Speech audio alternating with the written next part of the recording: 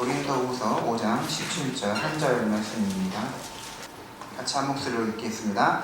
그런즉 누구든지 그리스도 안에 있으면 새로운 피조물이라. 이전 것은 지나갔으니 보라 새 것이 되었도다. 아멘. 그리스도인의 변화라는 제목으로 하나님의 말씀을 증거하도록 하겠습니다. 사람이란 본래 잘 바뀌지가 않습니다. 타고난 성격이나 습관적으로 길러진 행동은 쉽게 바뀌지가 않습니다. 그래서 애로부터 사람이 죽으려고 하면 전에 안 하던 행동을 갑자기 한다라고 말합니다. 사람이 바뀌는 것이 얼마나 어렵길래 죽으려고 하면 바뀐다는 말을 할까요? 사람이 바뀌는 거에 대해서 두 가지 표현을 사용합니다. 하나는 변화이고 다른 하나는 변질입니다. 전에 좋았던 사람이 이상하게 바뀌면 사람이 변질됐다고 말합니다. 시간이 흐르면서 점점 좋아지는 사람이 있는가 하면 점점 이상하게 바뀌는 사람이 있습니다. 오랜만에 지인을 만났는데 아주 이상해져서 나타난 것입니다. 가까이 하고 싶지 않을 정도로 바뀐 경우에 변질이 됐다고 말합니다. 반면에 사람이 좋게 바뀌는 것에 대해서는 변화라는 말을 사용합니다. 하나님의 아들이신 예수님은 도대체 왜 이 땅에 오셨을까요? 왜 우리와 함께 하시는 임마누엘 하나님이 되셨을까요? 바로 우리를 변혁시키기 위해서입니다.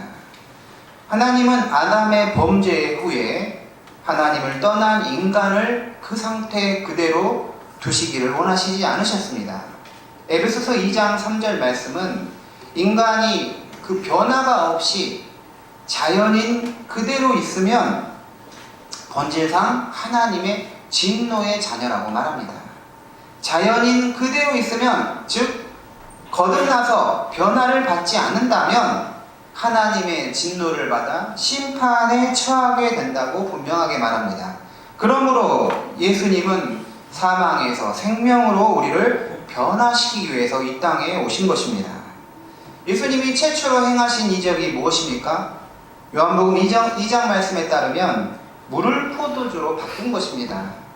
그렇다면 왜 예수님은 첫 번째 이적으로 물을 포도주로 바꾸신 것일까요? 그가 오신 목적 때문입니다.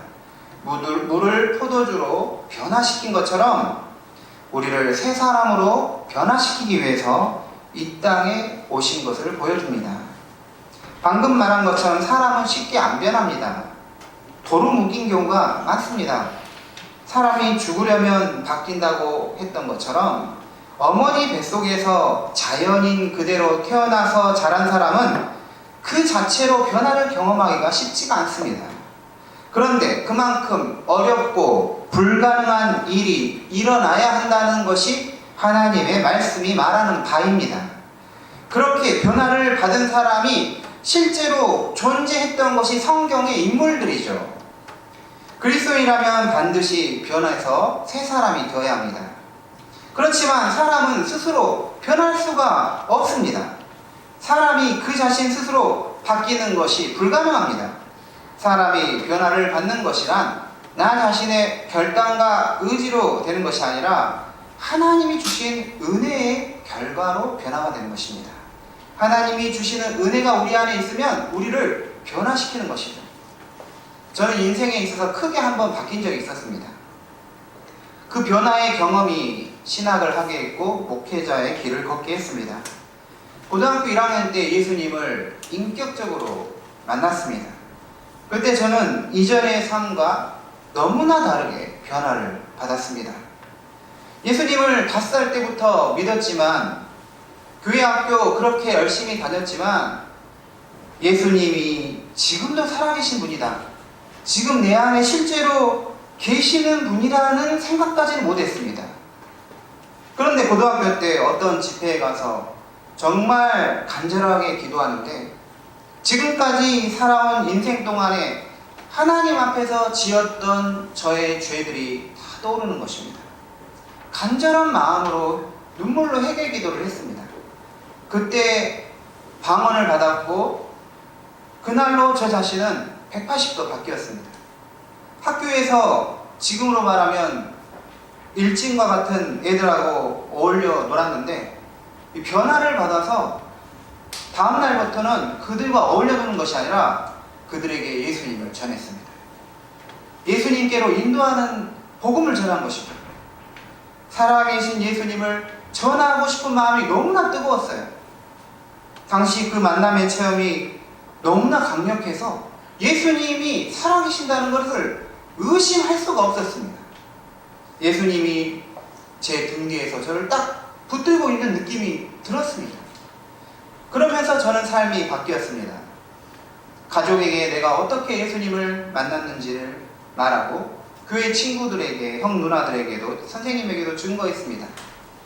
그때부터 제가 얼마나 뜨거웠던지 어머니가 무슨 저에게 말을 하면 아멘으로 대답할 정도로 그렇게 뜨거웠습니다. 하지만 교회는 뜨거웠던 저의 영적 체험을 지도해 주지는 못했습니다. 그냥 성건이가 은혜 받았다, 성건이가 변화됐다 라고만 생각한 것이죠. 교회에서 저를 말씀으로 체계적으로 교육을 시켜줬으면 좋았을 텐데 저를 그대로 둔 것이죠. 방치된 것입니다. 그런데 하지만 아무리 변화를 받았다고 해도 그 2달 정도 지나니까 서서히 그런 마음들이 식어가기 시작했습니다. 그 뜨거웠던 하나님의 사랑도, 그리스도의 은혜도, 살아계신 예수님, 이 모든 것들이 서서히 사그라들기 시작했습니다.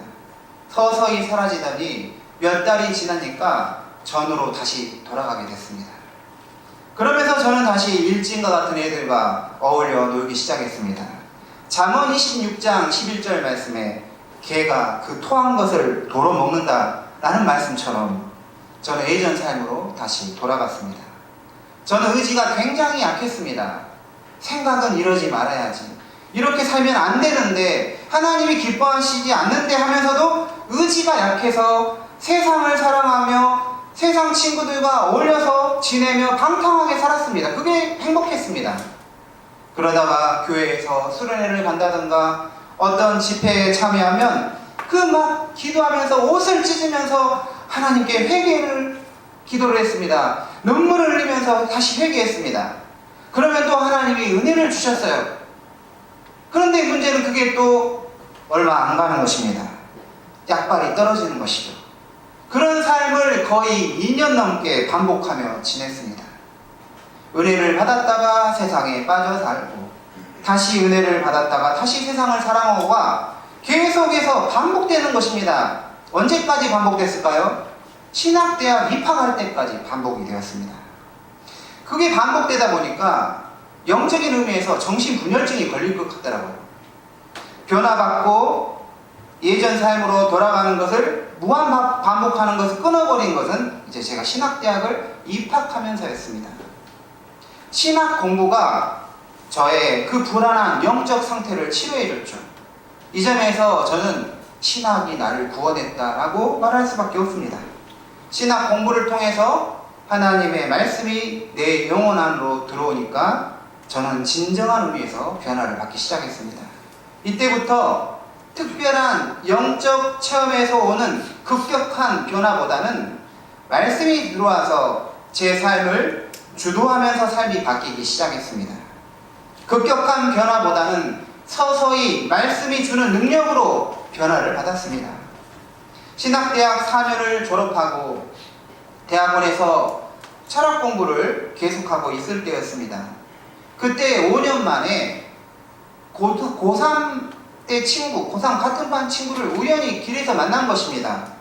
그 친구도 교회를 다녔습니다. 우연히 만나서 이런저런 대화를 저랑 한참 나눴는데 그 친구가 저를 되게 신기하게 쳐다보더라고요. 되게 이제 놀랍다 이런 식의 하면서 2마디의 말을 했습니다. 첫 번째 말이 뭐냐면 저를 보더니 악이 빠져나갔다 그러더라고요.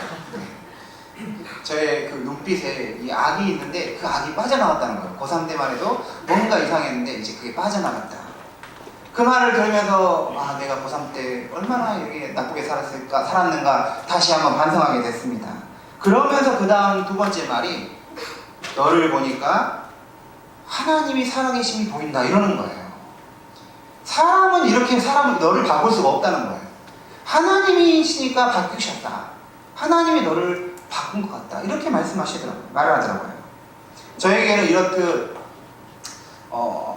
두 번의 변화의 계기가 있었습니다. 처음에는 뜨겁게 예수님을 만나는 체험이었습니다. 그것은 예수님을 인격적으로 만나는 것이었습니다. 정말 소중하고 제 인생을 바꾸는 경험이었습니다. 그런데 이런 체험을 통한 변화가 있더라도 하나님의 말씀에 뿌리가 내리지 않으면 그러한 변화는 분명한 한계가 있었습니다. 왜 그럴까요? 우리가 그리스도 안에서 한 번 변화를 받았다고 해서 신앙이 완성된 것이 아니기 때문입니다. 그 변화가 지속하고 성장하는 것이 더욱 중요하기 때문입니다. 이 점에서 진정한 변화의 원천은 하나님의 말씀인 것이죠. 신학적으로 봤을 때 신앙의 경험과 체험은 굉장히 중요하고 유의미합니다. 우리의 신앙을 활성화하고 하나님을 아는 지식을 관념에 머물게 하지 않고 생명력 있는 지식으로 되게 하는 것이죠. 하나님을 인격적으로 만난다는 것은 너무나 귀하고 믿음을 무미건조하지 않게 하는 큰 힘을 가집니다. 소중한 것이죠. 그럼에도 불구하고 하나님을 경험하는 것을 절대시해서는 안 됩니다. 왜냐하면 경험은 하나님의 말씀으로 우리를 이끄는 도구로서 존재해야 하기 때문이죠. 경험에 신앙이 초점이 맞추어지기보다는 말씀 안에 신앙의 뿌리를 내리는 것이 더욱 본질적인 것입니다. 그러므로 믿음 생활하면서 하나님의 말씀보다는 어떤 특별한 영적 경험을 위해 어디를 쫓아다니는 것은 배가 파도에 요동치듯이 이리로 저리로 쏠릴 수밖에 없는 것입니다. 경험만 계속 쫓아다니는 것은 모래 위에 집을 짓는 것과 같은 우를 범하는 것입니다. 저는 그렇습니다.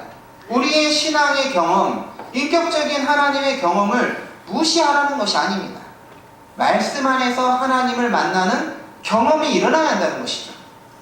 성도님들, 우리의 변화란 하나님의 말씀이 주시는 은혜의 결과입니다. 말씀을 사랑하고 말씀을 듣고 말씀에서 하나님의 뜻을 발견하는 자에게 변화가 지속적으로 일어납니다. 그래서 베드로전서 1장 23절에 너희가 거듭난 것은 썩어질 씨로 된 것이 아니요 썩지 아니할 씨로 된 것이니 살아있고 항상 있는 하나님의 말씀으로 되었느니라 라고 말합니다. 우리가 변화되는 것은 하나님의 말씀이 있어야지만이 변화가 되는 것입니다. 사람의 말도 어느 정도 사람을 바꿀 수 있습니다. 말로 정신을 차리게 할 수 있습니다. 하지만 이것은 한계가 있고 진정한 의미에서 변화가 아닌 것이죠. 하나님의 말씀은 다릅니다. 끊임없이 우리를 변화시키고 하나님 앞에서 매일 새롭게 우리 자신을 세울 수 있기 때문입니다. 오늘 하나님의 말씀을 다시 한번 읽도록 하겠습니다. 그런즉 누구든지 그리스도 안에 있으면 이전 것은 지나갔으니 보라 새 것이 되었도다. 하나님의 말씀은 분명하게 말합니다. 그리스도를 믿는 사람이란 새로운 피조물이 되는 것이라는 것이죠. 새롭게 태어나는 것입니다. 새로운 피조물이라는 것은 새롭게 탄생함을 말합니다. 그러니까 그리스도인이란 중생을 경험한 자인 것이죠. 중생, 즉 거듭남, 다시 태어남이 일어난 자라는 것입니다. 예수를 구주로 영접하게 된다는 것은 예수님이 우리 밖에서 멀리 계신 분이 아니라 우리 안에 계셔서 나를 완전히 새로운 존재로 다시 태어나게 하시는 것입니다. 사랑하는 여러분, 예수님을 관념적으로 우리의 지식에 가두어서는 안 됩니다. 살아계신 하나님, 지금도 말씀으로, 말씀 안에서 역사하시는 하나님으로 새롭게 만나야 하는 것이죠. 오늘 말씀은 그리스도인이 되는 것이란 예수님 안에서 새로운 피조물이 되는 것이고, 그러면서 하는 말이 이전 것은 지나갔다 라고 말합니다. 그러므로 우리는 이전 것을 붙들어서는 안 됩니다. 그리스도인이 되었으면서도 이전 것을 붙들고 있는 경우가 있습니다. 버려야 할 것 버리지 않는 것이죠.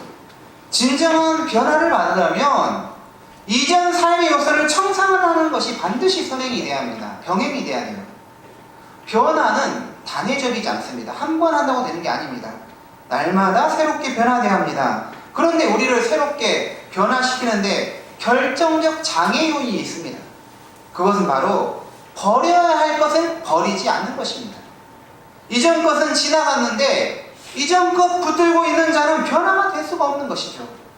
세상을 여전히 사랑한다면 이것은 변화를 말하는 마음을 생기지 못하게 막아버리는 것이죠.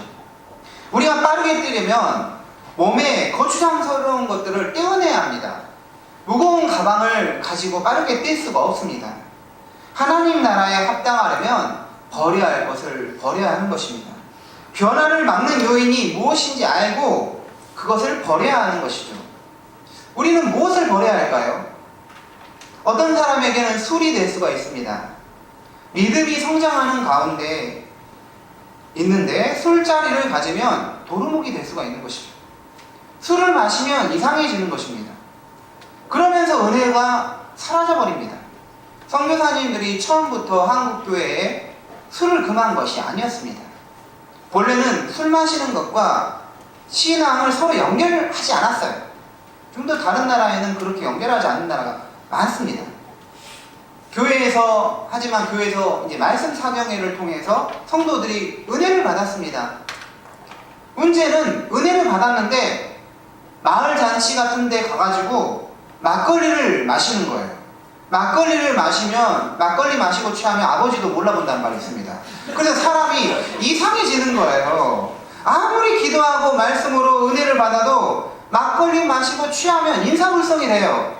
그렇게 인사불성이 되면 은혜를 받기 전으로 돌아가 버리는 거예요.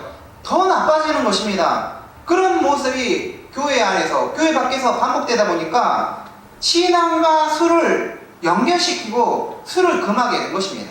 그게 한국 기독교 전통으로 지금도 자리 잡고 있는 것이죠. 성도 여러분, 여러분 안에 이전 것은 이미 지나갔는데 다시 이전 것 붙들고 있는 것 있지 않습니까? 그것을 버려야 합니다. 버리려고 해야 돼요. 예수님 말씀에 쟁기를 잡고 뒤를 돌아보는 자는 하나님 나라에 합당하지 않은 자라고 했습니다.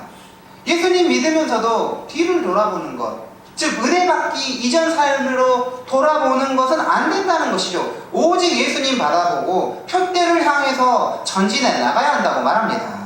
사실 우리는 변화된 삶을 살아야지 하면서도 금방 무너지는 경우가 허다합니다. 그래서 그래, 어차피 노력한다고 달라질 것도 없는데 변화되는 거 포기하고 그냥 되는 대로 믿음 생활을 하자, 이렇게 자포자기를 하기도 합니다. 변화되지 않는 걸 그냥 자연스럽게 당연한 걸로 여겨버리는 것이죠. 더구나 신앙생활을 습관화 시켜버립니다. 매주일 반복되는 예배와 행사를 치르면 신앙생활을 했다라고 생각해버리는 것이죠. 이것은 또 한 명의 종교인으로 만드는 것입니다. 그러니까 더욱 변화가 없는 것이죠. 여러분, 오늘 예배 올 때 여러분 어떤 마음으로 오셨을까요? 우리는 예배 올 때 기대감을 가지고 와야 합니다. 하나님을 만나려는, 하나님의 나에게 주시는 말씀을 받으려는, 하나님께 더욱 가까워지고 싶은 이런 마음을 가지고 예배에 참여해야 합니다.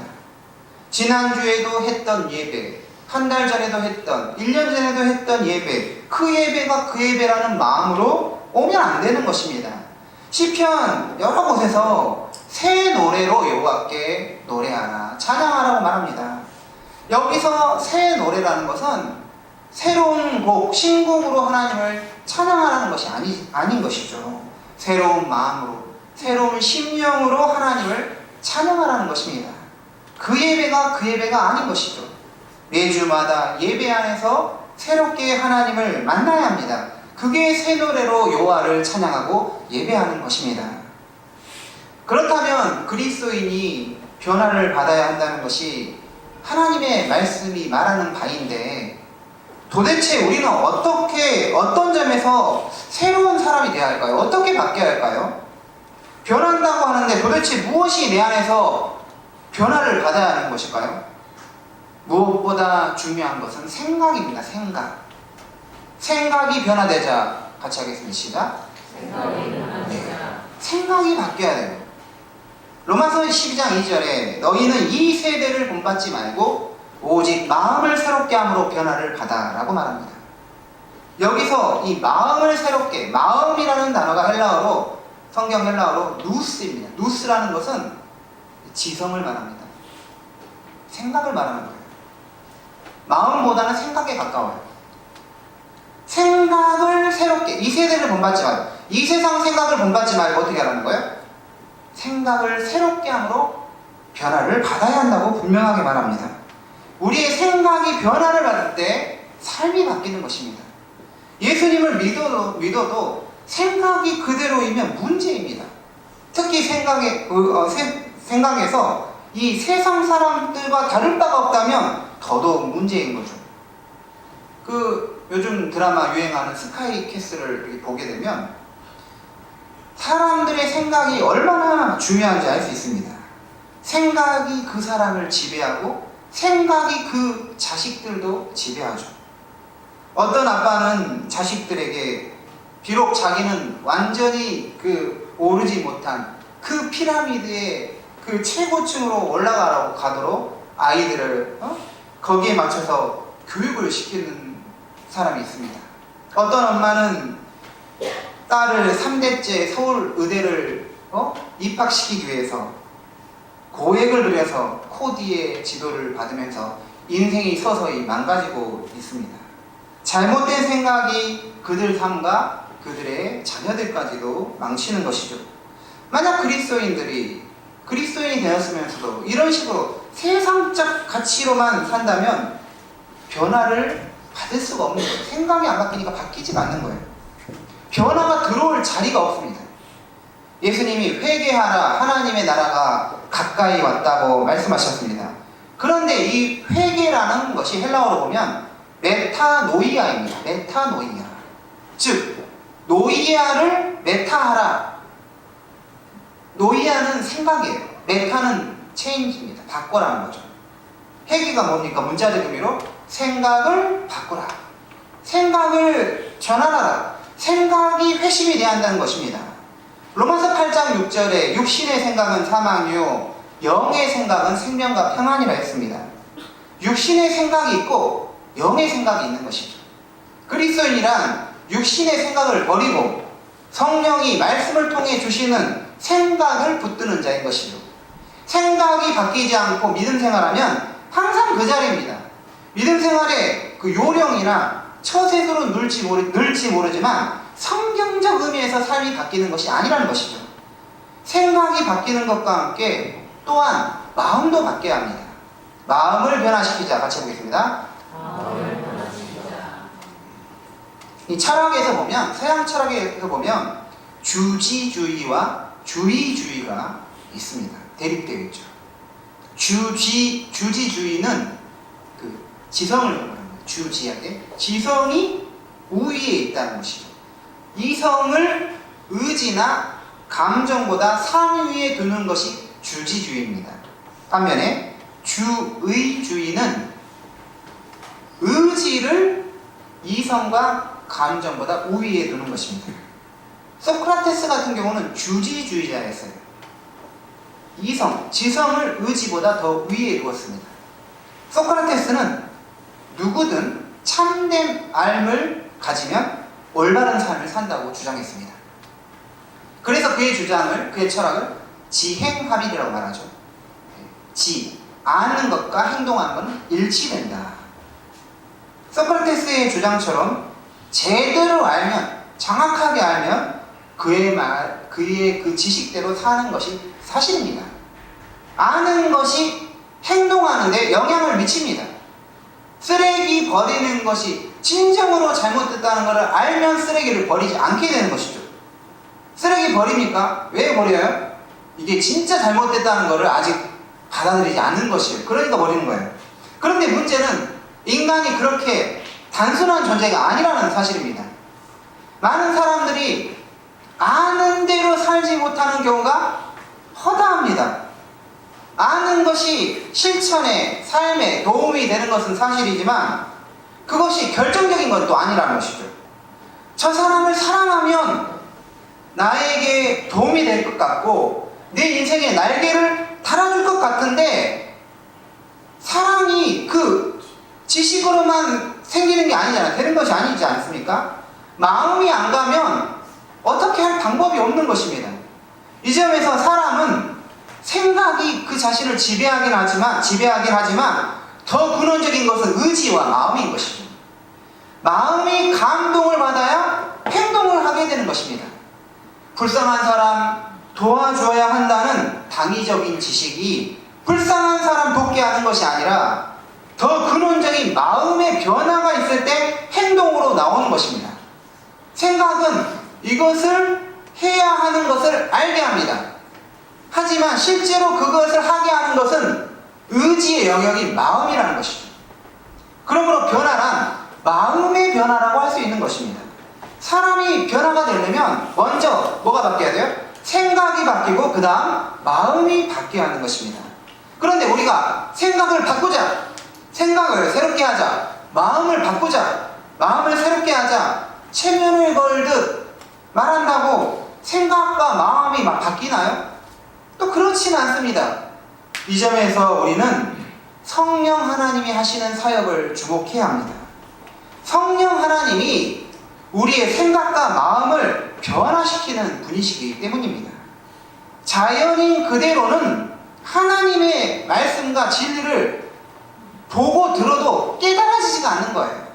바로 성령님이 우리의 어두워진 생각에 빛을 비춰주실 때 그 생각이 변화되어서 하나님의 말씀을 깨닫게 되는 것입니다. 설교를 들어도 생각을 변화시켜주는 것은 저의 수사학이 아닙니다. 말을 그럴듯하게 하는 데 있는 것이 아닙니다. 말씀 안에서 역사하는 성령님이 생각을 변화시켜 주시는 것이죠. 우리의 생각은 어두워져서 진리를 들어도 생각이 진리를 깨닫지 못하게 하는 것이죠. 그래서 성령님의 비추임, 신학적인 용어로 성령의 조명이 필수적인 것이죠. 성령은 우리의 생각에 빛을 비춰주셔서 하나님 말씀에서 오는 진리로 생각이 변화를 받게 하시는 것이죠. 또한 성령님은 먼저 하나님의 말씀으로 우리의 생각에 빛을 비춰주셔서 말씀을 깨달아 알게 하시면서 우리의 생각을 변화시킨다면 이제 우리의 생각으로 받아들였던 그 진리의 말씀을 마음에서 수납하게 하시면서 마음의 변화를 일으키십니다. 즉 성령님은 마음과 의지까지 변화를 시키시는 분이라는 것이죠. 그래서 성령 하나님은 주지주의냐 주의주의냐의 논쟁에 그 종지부를 찍고 우리의 생각과 마음 둘 다 동시에 변화시키면서 전적으로 우리를 변화의 자리로 이끄시는 것입니다. 그렇다면 결국 변화란 무엇일까요? 성령님이 우리의 생각과 마음에 말씀을 주셔서 그 말씀이 역사하도록 우리의 생각을 여시고 마음으로 그 말씀을 수납하도록 하시는 것입니다. 이렇게 될 때 사람이 변화되는 것이죠. 어디 가서 은혜 한번 받았다고 진정한 의미에서 사람이 바뀌는 게 아닙니다. 성령 하나님의 내적인 사역이 지속적으로 말씀을 통해 우리 영혼, 즉 생각과 마음 안에서 일어날 때 사람이 바뀌는 것입니다. 생각이 변하고 마음이 변하면 행동이 변합니다. 행동이 변하면 삶이 바뀌는 것이죠. 인생이 바뀌게 됩니다. 사랑하는 성도님들, 성경은 그리스도인이 된 사람, 그리스도인으로서 믿음 생활을 지속하는 사람에게 변화가 나타난다고 분명하게 말합니다. 만약 아무런 변화가 없다면 그리스도인이 아닐 수도 있는 것이죠. 그리스도인이 되어 변화를 받는 데 있어서 자기도 알고 남도 알 수 있는 급격한 변화를 겪는 경우가 있고 서서히 변화를 받는 경우가 있습니다. 뜨거운 체험을 통해 변화를 받을 수 있고 한 걸음 한 걸음씩 변화를 받는 경우가 있습니다. 중요한 것은 변화를 받고 있다는 사실인 것이죠. 더구나 변화를 받고 있다는 것은 다시 변화를 사모하는 마음을 지속적으로 가지게 됨을 말합니다. 그러므로 제일 중요한 게 뭐냐면 변화에 대한 사모함인 것이죠. 이전 것은 지나가야 합니다. 그리고 새로운 피조물이 되어야 합니다. 바로 이 말씀을 사모하여 이 말씀이 현실이 되시길 바랍니다. 2019년 성령님이 주시는 변화를 경험하시는 성도님들 되시기 바랍니다. 우리의 영혼 안에서, 즉 우리의 생각과 마음 안에서 말씀으로 역사하시는 성령님이 주시는 변화를 받으시길 바랍니다. 변화를 포기하지 마십시오. 나는 도루묵이야. 변화되려고 노력했지만 안 되던데? 그렇게 포기하지 마십시오. 자포자기하지 마십시오. 다시 시작하면 되는 것입니다. 변화를 추구해야 합니다. 변화를 사모해야 합니다. 성령님은 말씀 안에서 성령님의 그 역사를 통하여 우리의 생각과 마음의 변화를 받아 삶이 변화되기 원하는 자들 안에서 반드시 변화를 일으켜 주실 것입니다. 성령님 안에서 진정한 변화를 받는 2019년 복된 믿음 생활 되시기 바랍니다. 기도하겠습니다.